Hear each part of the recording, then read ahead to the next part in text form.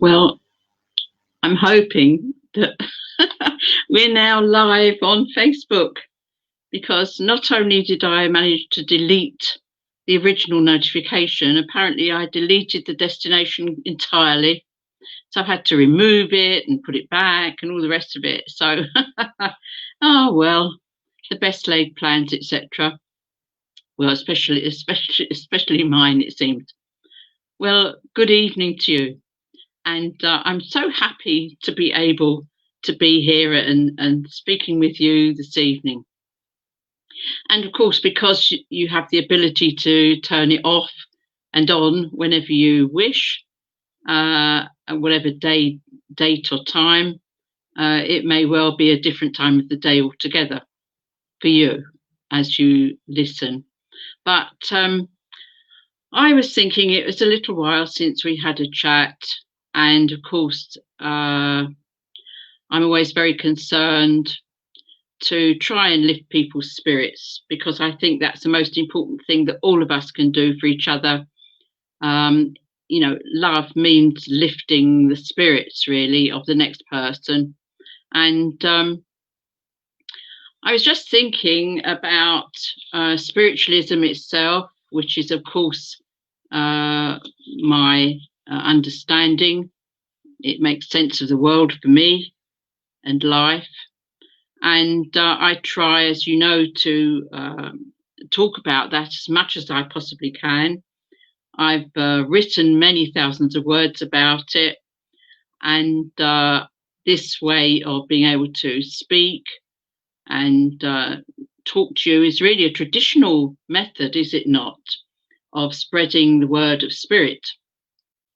Because in those ancient times, it was the storytellers, it was the prophets. They didn't sit and write whole loads of stuff. They would go out and they would speak to people. And even in our more modern times, if you look at somebody like Wesley, who began the Methodist movement, he would go out and speak to people out in the streets. In fact, he used to go to the pubs and stand outside the pubs and talk to them. And, really the spiritual tradition is to go out and speak to people rather than write it all down. And of course, in the old days, as you know, those writings could only really be read by the educated and articulate, and they were the elite. And of course, this created a kind of elite, keepers of the spiritual word. And we all know how that all panned out, because we have, loads of orthodoxies that have really hemmed in all that spiritual knowledge and just sort of minced it all up and churn it out according to their own understandings and needs, whatever it is they want to tell people about what they think. It's their point of view. The fact is that there's only one truth, and that is that we are all spirit, that we came from the world of spirit, that when we finish with this physical body and this physical earth, we go back to that world of spirit. And it's as simple as that. But all the other stuff seems to get in the way. If only people would understand that we are all one, that we are all of one spirit, it would help enormously, wouldn't it? We would all get along with each other. It would be like one big happy family. And, talking about that, spiritualism itself, what I'll do, I'll put on the comments. There we are. It's something dinged. So perhaps there'll be some comments. I can't see any at the moment, but never mind. I was thinking about the principles that are expounded by spiritualism itself, and it's generally accepted that there are a few. They always seem to begin, of course, by that first affirmation that either we say there is a fatherhood and motherhood of God, or we believe in a creative intelligence, a great creator. And then it goes on from there to say that we are all sisters and brothers in that parenthood. and that it all progresses then with the continuation of the human soul, spirit, and then we get to our own personal responsibility for everything that we do, and then ultimately we talk about, there is compensation and retribution for every good and evil deed that's perpetrated here and hereafter, and that, however, this is all with the possibility that eternal progress is open to every human soul. And this is something that is basically taken on board by spiritualists worldwide. Give or take a few differences of semantics or wordings, and some of us actually say that we accept the example and leadership of Jesus as somebody that we revere and wish to emulate, and we see him as the light of the world. Now, anybody can have any kind of spiritual belief as long as they are kind to each other. This is what I think. And that they are looking towards the light, and they want to dispel darkness and gloom and ignorance, and work towards a better life for everybody who is down here. And, Jesus himself said, on earth as it is in heaven. In other words, we want the earthly life to emulate the heavenly life. Heavenly life is perfection, and we have to strive for that. Anybody who's involved in sport, for instance, knows that if you want to accomplish something, you have to aim high. And unless you do that, even if you're going to fail, you will have no chance whatsoever. And I think that the human race, if you look at it as a race, we need to run that race as best we can and aim for perfection and aim to get there really where we want to go really quickly and do it well. So there we are. Now, I said in my my little strip thing there, we live in a psychic world, which we do, of course, and applying that to spiritualism and asking whether spiritualism is spiritual, and asking, of course, for comments. Oh, I see Samantha. Good evening to you. There, I'll show you on there. Good evening to you. Kathy's actually watering plants and things in the garden as we speak together. So we're quite private here, you and me and everyone. And I was talking about the word psychic, and that sometimes gets a bad press. People go, oh, psychic, Well, psychic is just what we all are, and psychic appertains to the soul. The Greek psyche is the word for the soul, and that's where it comes from. So it's a soul thing. So you could say that psychic is synonymous with spiritualism as it stands, because we have lots and lots of psychic practices that attach themselves to spiritualism. Spiritualism being the actual religious belief system, and the spiritual system and understanding that we have. And psychic is something very much interlinked with that. And of course, I was talking about me writing thousands and thousands of words. Some of those thousands of words get written every month now in a paper called The Psychic World. There it is. And you see, it's only 80p. So nobody's going to get rich on that 80p, but it keeps it ticking over. And it says there, Psychic World, the voice of spiritualism. By the way, you see there The Brotherhood of Man by Leonard Tatt. And Len Tatt, bless him, sat in circle with me at Betty Stewart's a long, long time ago now. We had a jolly good time there, and Betty was a very good teacher indeed. And anyway, Len is now, there he is there on the front page, and he writes every month, the same as I do, for Psychic World. And he wrote there, The Brotherhood of Man, And Candy Taylor, the publishing editor, made that front page. That is one of the spiritual principles, the brotherhood of man, and he talks about that at great length and very well indeed. And he writes every month in the psychic world, as do I, and so do many others who are very noteworthy.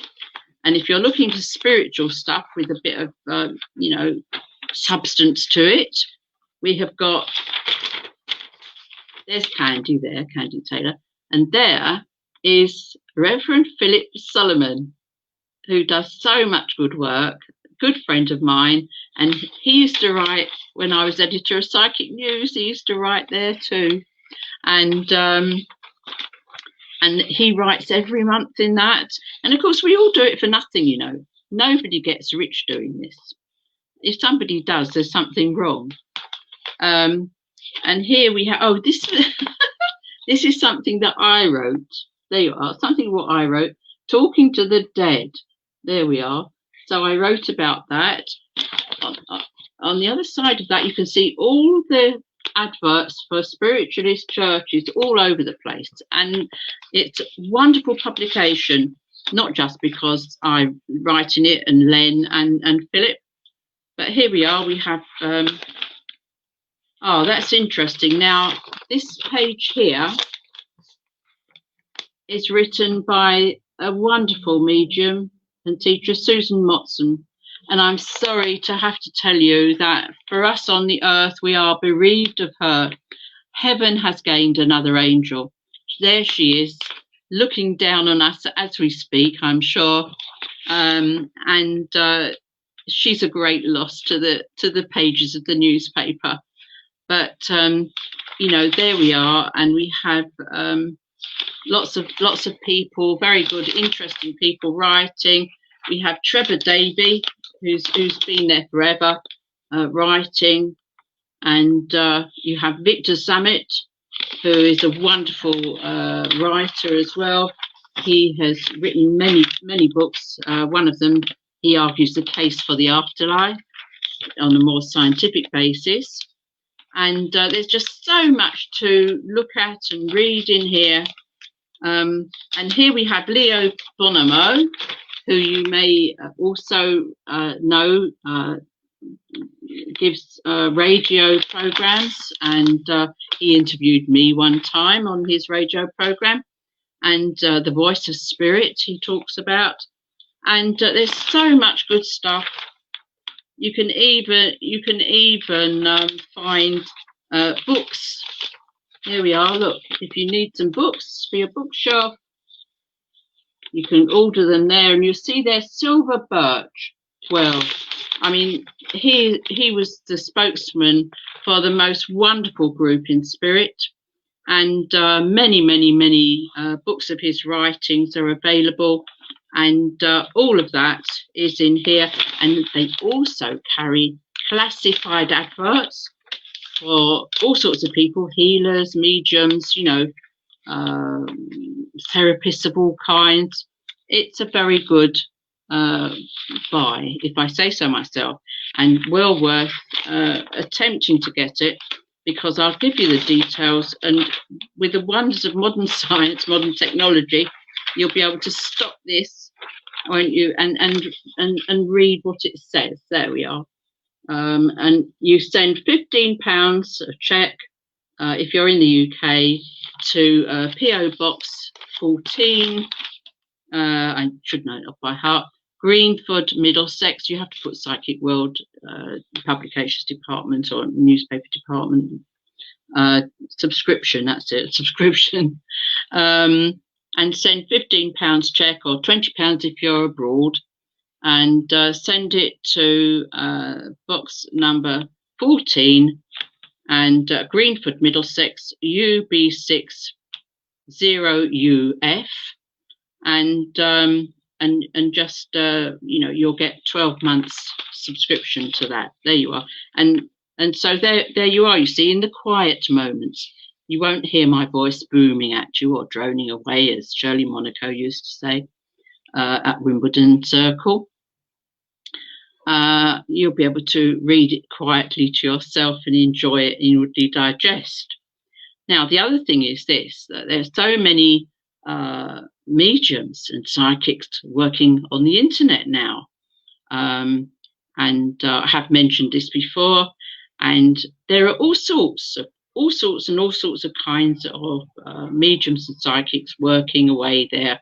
And it's been absolutely a boom time for them all, because the churches and the meeting places have been shut. And so everybody has had to turn on to one of these kinds of broadcasts. And the people who are giving out messages and reading cards and all sorts of other stuff like that are all doing a grand job. Some of them struggle a bit. You know, I heard some, well, I won't go into it, but, you know, we've all seen people having a bit of a struggle to get a message across to somebody. But it is sincerely given. And, you know, when you think of the difficulty there must be in actually getting communication from that world of spirit, which, you know, it might as well be 1,000 million miles away, because in terms of light years, it sure is. But it's a world that interpenetrates this. We live on a kind of grid, you'd understand that, like the World Wide Web. This is the spirit world wide web. And we have to link ourselves into that. We have to attune our frequency, our mental frequencies. Our etheric self has to come into play there. And we have to pick up communication from those who are on the other side of life, as we call it, beyond the veil, as it used to be called, and in the heavenly realms, and relay whatever it is they're saying or showing us back to somebody here, sitting here, who is basically at our mercy if we're the medium involved. So, you know, always have a little bit of patience, I say, if you're, you know, whether you're receiving a message yourself or if you're actually watching somebody being given a message.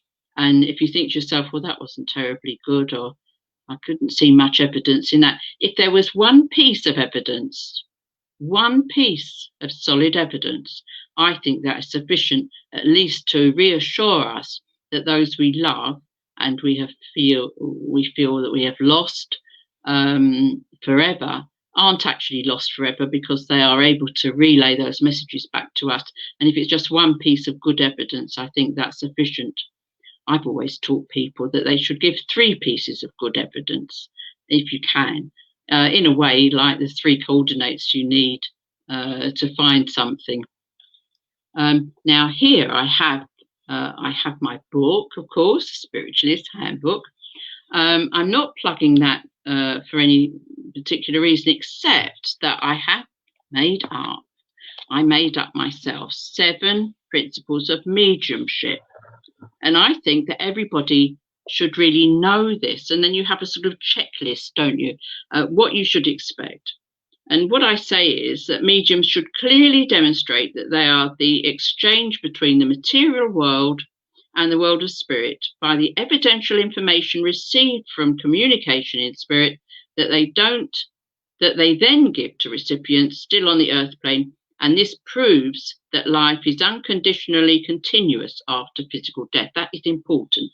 And that is where we depart from the orthodox religious buffs, who would have us say that unless we believe in what they tell us, we won't live on after we die to the physical life. But in fact, we all live on afterwards. It's just a fact of life, literally. Then mediums should deliver that evidential information as given facts, and not involve recipients in a question and answer session. Well, how do you know, who is Mary? Who is John? Who is so-and-so? And what is such and such? Just let them tell you what they think, or what they hear, what they see, and what they feel. Don't, you know, they shouldn't really be asking you. You know, it's like saying, how are you? They should be telling you how you are. Mediums should adequately describe the passing condition of the individual communicator from spirit to the recipient and their gender. I used to get into trouble for that because I was always mistaking men for women and women for men. That was terrible. I put it down to my own, my own sexuality, that I found it difficult to decipher, what was sort of like generally considered masculine and what was generally considered feminine. So I used to get them mixed up a bit, especially when I gave somebody that who I thought was their grandfather, who had a very whiskery face, and it turned out to be their grandmother who had a trouble with facial hair. However, it was an evidence of itself. Medium should impart convincing details of the spirit side communicator to the earthly recipient and their relationship. There's can you take a father in spirit? No. Oh, your grandfather? No. Well, in that case, it's probably your uncle. We've all heard that. What's happening there is that the medium gets a male figure through, can see or hear somebody, and knows that there's this relationship, but they can't quite work it out, and they can't somehow receive that. So, be that as it may. Medium should give informative description of the communicating individual's earthly appearance and relay memorable events that would have occurred in the spirit communicator's earthly lifetime and share personal memories with the recipient. That's always a good one. Now, we often get criticised for that, but I think that we shouldn't, because, of course, they're mundane things, aren't they? People remembering that they had odd socks, or that they enjoyed a sausage for breakfast, or they hated coffee, or just something like that. I mean, it makes all the difference. If how would any medium know that unless they've been told by the person concerned? And I think that that's excellent in terms of evidence. And like I said, they should really sort of give a description of the person if they can. I remember once giving a lady in Israel, Mum was wearing her outdoor coat when she came from spirit to see me. And after I'd given a few decent bits of info, the lady said, yes, but what colour was the coat? So I had to go back and look and see what the colour was. Medium should only then relay the information given to them by the communicator in spirit about the earthly conditions of the recipient to demonstrate their occasional presence and continued caring for that recipient. So, if they tell you that they've been with you while you've been trying on shoes, or that you've had a problem sorting out your towel drawer, or you've been out in the garden and done something in particular to, tending some flowers, or, that just to show you that they've been around. So that's good evidence too. And medium should then pass on a spiritual message of comfort and upliftment from the communicator in spirit to the recipient on this side of life. Oh, isn't that important? I mean, the thing is this, that, those of us who are able to access, groups of people in spirit and give sort of mass messages, if you like, which is something that I'm used to doing, and a lot of us are, but it's still nice to be able to give a particular message to a particular person, because it's so wonderful for individuals to know that their loved ones still care for them. And how do we do all this? How do mediums work? Well, we actually hone our psychic skills. So you see, here's that word psychic again. What we do, we understand that we have this extrasensory perception, if you like, this psychic ability. We are all born with it. Of course, as we get older, as we grow up, we get told, to sort of damp that down quite a lot. And we have to make our way in this material life. And our sort of psychic selves tend to take a back seat, if you like. When we develop our mediumship, we have to bring all those back into play, and so that we can pick up information that you wouldn't ordinarily pick up with your ordinary five senses. And, we have an etheric double, which is attached to our spirit self and the spirit life. And those in the world of spirit are able to communicate with us through that etheric self, that spiritual self, that spirit self, and tell us all these things that we want to know, that we can pass on to people who would like to know. Now, I think that, if I've sort of explained a little about what it is to be psychic, what psychic means, and what it is to be a spiritualist, and when we talk about spiritualism, what we're talking about. It's a simple thing, really, and it was founded on mediumship, and it still rests on mediumship. It rests on those messages. And it's very nice because we have a philosophy which is very lovely. It's something where we say that everybody is equal. We are all spirit beings. We all live in the light. We are children of light. Now, do you recognize some of these things? Because all ancient texts talk about, all prophets talk about that we are children of light. Even Paul, who has said a few odd things that I don't particularly like, his concepts are sound. He heard from spirit, and he knew that we were children of light. And I think that on a scientific wavelength, we are indeed, because light is a frequency. We all exist on a frequency of some kind or other, and frequency is light. And of course, we understand in this Gay Pride Month that we understand about the rainbow and the 7 colours of the rainbow, which when they merge together are white. I expect lots of you have done a spectrum wheel where you put all of the colours of the rainbow around it, and then you spin it, and when it spins white, because when you mix all those colours together, they are bright white. Anyone who has gone underneath the rainbow, you see the rainbow colours. When you're under a rainbow, it's shining white light.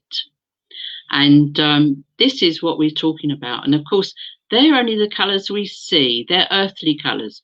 There are colours beyond either side of that spectrum that we can't see with earthly eyes, beyond the ultraviolet and beyond the infrared.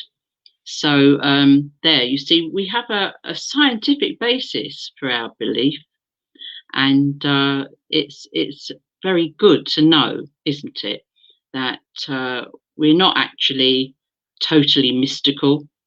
When we talk about the light, we're talking about something that's real, not something that's fanciful, riddled with superstition or imaginary. It is real, and this is what we deal in reality. So I hope that you've enjoyed the little chat with me. I haven't been able to see any other comments. If there have been any, we don't know. But I'm hoping that you found it interesting. I was very keen to just have a word, because I think that in this time that we're going through, all of us, it's easy to be bogged down with the depression, thinking, when's it all going to end, because we're all stuck inside, and well, not all of us, but we're very limited, should I say, in what we can do. And it's been a very strange time indeed, and very, very difficult. And how people have coped who live in high-rise buildings, who live in difficult conditions all around the world, is just absolutely dreadful. And we can only pray, can't we, that their next door neighbour, the next person to them, cares enough to actually offer them some help, so that somehow or other people can get through this. And we have to pray, of course, for the health and well-being of all those who are vulnerable, and particularly for all those who are sick at this time. And we always ask our great creator, the great spirit, God, to heal those people who are suffering at the moment, and indeed to give healing to ourselves. Because just like, when you're in an aircraft and they tell you that if anything goes wrong and the oxygen masks drop down, please put your own on first before you help the next person. Because if you don't put your mask on and you're helping someone else to put their mask on first, you could pass out and then you'd be useless. So basically, we have to accept that we need some healing for ourselves in order to give ourselves the strength, in order to give healing to others and to look after other people. So there you are, you see. And everybody is worth something. Believe me, we are all worth everything to the great spirit who has given us life and who we thank all the time for giving us that life and allowing us to spread a little bit of love around us and spread a little light. Because if we all spread a little light around ourselves, the whole world would be bathed in that light. And of course, don't forget the animals as well. We need to pray for them and pray for people that look after those animals, people who have charge over the animals. Pray that love and kindness enters their hearts towards their animals that they have to look after there. So I shall say God bless to you. I'll give you a message because them upstairs have just said, well, what about their message? So I'll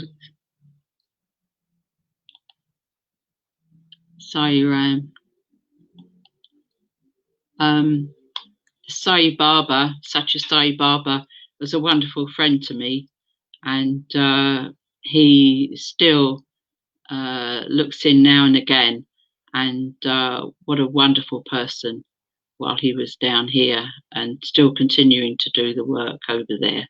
Wonderful. Look him up if you don't know about him.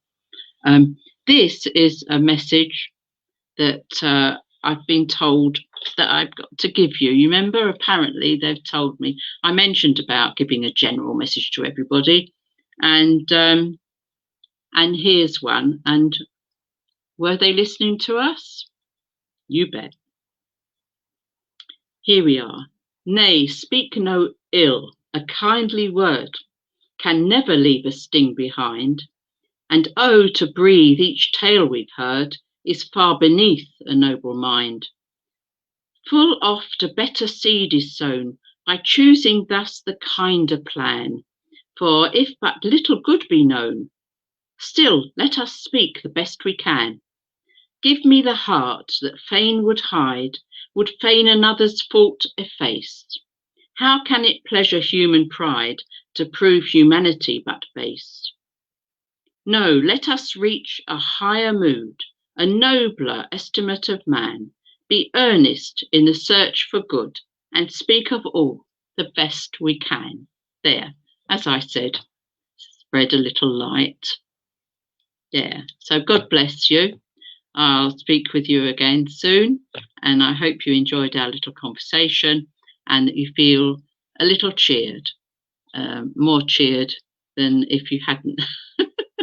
So I'll say God bless you, keep you safe and well, and yours, all those that you care about. Goodbye for now. God bless you.